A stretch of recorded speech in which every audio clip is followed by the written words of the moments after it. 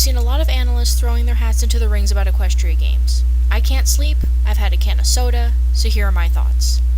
I thought the moral lesson thing was pretty good.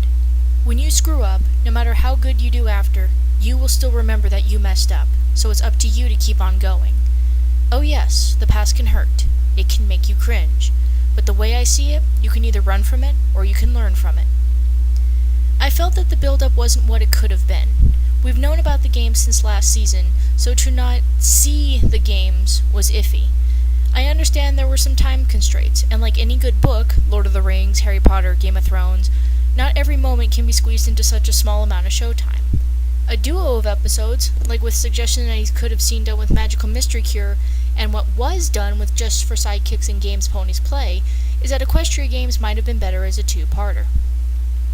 We've seen recently from Traja that the animators are comfortable having ponies in the background working on their own issues, and from the examples mentioned prior, why couldn't we have two episodes, one being the Spike arc, and another concerning competitive ponies?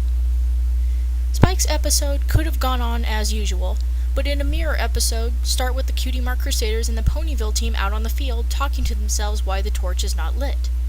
Then, fan pandering, we see Gilda with the Griffins. Dash would apprehensively ask why she's there, and the camera would pan to the right of Gilda to reveal an injured Griffin, implying Gilda is their replacement. Rivalries start, and are interrupted as the torch goes up in flames, calming the competitors. Removing Rainbow from the following scene where Twilight talks to Spike, we would see Gilda and other Griffins gearing up for their racing event, but they're clocking much faster than usual.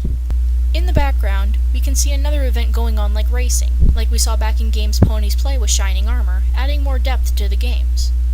Then, we see Flim and Flam in retro sporty coach outfits, handing the Griffins some tonic, a kiddie version of steroids for the sake of the younger demographic. Dash goes off on them on how they're cheating, but when the guards come over to question the Griffins, Flim and Flam have hidden their tonic for water bottles, essentially getting away with cheating. Then we would have the episodes merge for a bit. The race begins, but Gilda being in the final tier with Rainbow Dash and Spitfire. As the three reach their final set of hoops, Gilda gets a horrendous stomachache and slows down, dropping to 4th or even 5th place, pushing forth the message that cheaters never prosper, and that you can overcome adversities with sheer work effort. Cloudsdale wins, Ponyville places, as usual. Then, removing Rainbow Dash from the Spike singing scene, we have a competitor's locker room where every pony and Griffin are putting their stuff away, and Gilda comes up to Rainbow Dash, apologizing for cheating, and that she's never dealing with those dweebs again. The two make up, walking back into the stadium, and that's when they see the ice cloud beginning to form. The two both fly up together, giving a sort of, if I'm going down I'm glad I have a friend here with me, glance at one another, then Spike comes in and saves the day. Then while Spike is having his moment on the field, the Griffins are sitting all alongside the other competitors, and the episode closes.